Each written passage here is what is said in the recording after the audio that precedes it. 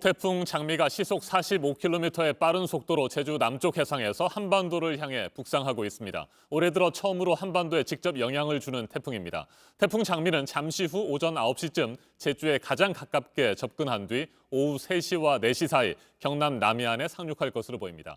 태풍의 직접적인 영향으로 제주와 남부지방에 최대 250mm의 폭우가 쏟아지겠습니다. 장마 전선은 태풍에 밀려 북한 쪽으로 올라갔지만 오늘 밤부터 다시 내려오면서 중부지방과 전라북도에 많은 비를 뿌리겠습니다. 태풍과 장마 소식 취재 기자와 좀 더 자세하게 살펴보겠습니다. 이재승 기자, 현재 태풍 장미 어디쯤에 있고요? 세기는 어느 정도나 됩니까? 네, 제5호 태풍 장미는 현재 제주 서귀포 남쪽 약 150km 해상에서 북상하고 있습니다. 시속 39km로 북상하고 있는데 1시간 전보다는 약 5km 정도 이동 속도가 조금 느려진 상황입니다. 제주와 남해 먼바다에는 태풍특보가 발효 중인데요. 남해안을 중심으로 비가 오고 있는데 특히 경남에 시간당 15mm의 강한 비가 오는 곳이 있습니다. 태풍 장미는 소형 크기의 중심 부근에는 초속 20m가량의 바람이 불고 있습니다. 오늘 오후 3시쯤에 경남 통영 부근에 상륙하면서 방향은 북동쪽으로 조금 틀 것으로 보이고요. 이후 6시쯤에 경북 동해안, 지금은 포항 부근으로 추정되는데 이곳으로 빠져나가겠습니다. 네, 중심 부근의 바람이 초속 20m 정도면 이게 어느 정도의 세기입니까?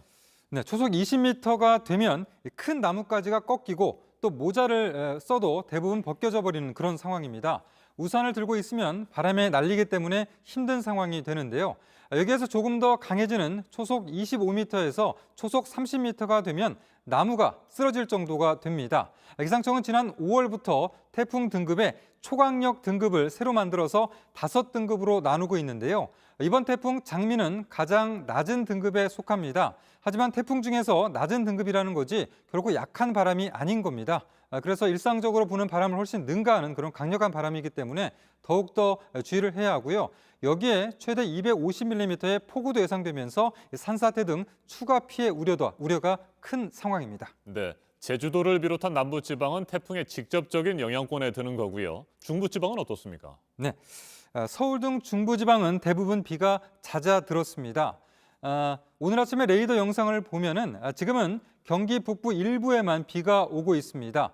강력한 저기압, 태풍이 밀고 올라오면서 장마 전선은 북한 쪽으로 밀려 올라간 그런 상황인데요.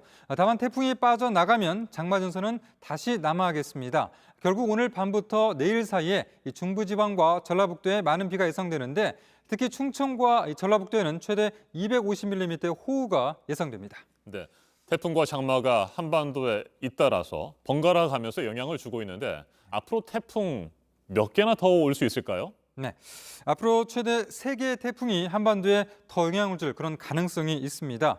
기상청은 애초 올해 7월부터 9월 사이에 2개에서 4개의 태풍이 영향을 준다고 예상했습니다. 이미 오늘 5호 태풍 장미가 영향을 줬고요. 앞으로 최대 3개가 더 한반도에 영향을 줄 가능성이 있습니다. 북태평양 고기압 가장자리를 따라서 수증기와 또 태풍 등이 올라오기 때문에 북태평양 고기압이 완전히 한반도를 덮거나 아니면 아예 수축해서 작아지기 전에는 한반도를 중심으로 계속해서 태풍의 길목이 만들어지게 됩니다. 참고로 지난주 중국에서 소멸한 태풍 하구핏은 우리나라에 공식적으로 영향을 준 것은 아닙니다. 하구핏이 소멸한 뒤에 발생한 강력한 저기압이 한반도로 수증기를 몰고 오면서 많은 비를 뿌린 상황입니다. 네, 태풍이 지나가고 난 뒤에 날씨는 어떻게 될까요? 어떻게 전망되고 있습니까? 네, 이 태풍의 영향권에서 우리나라가 벗어나면 북한에 있던 장마 전선이 다시 남하하겠습니다. 앞서 말씀드린 것처럼 오늘 밤부터 내일 사이에 중부지방과 전라북도에서 다시 장맛비가 올 것으로 보이고요. 특히 강원과 충청, 전라북도 중심으로 많은 비가 예상됩니다.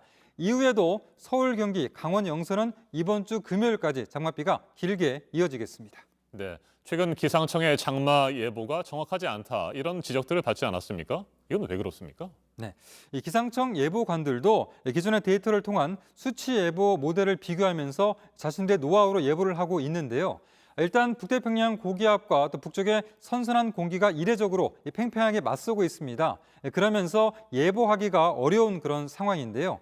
결국은 지구온난화로 이 대기 중에 품을 수 있는 수증기량이 크게 늘었고 이 과정에서 국지성 호우, 장마 등을 예측하기가 더욱더 어려워졌습니다.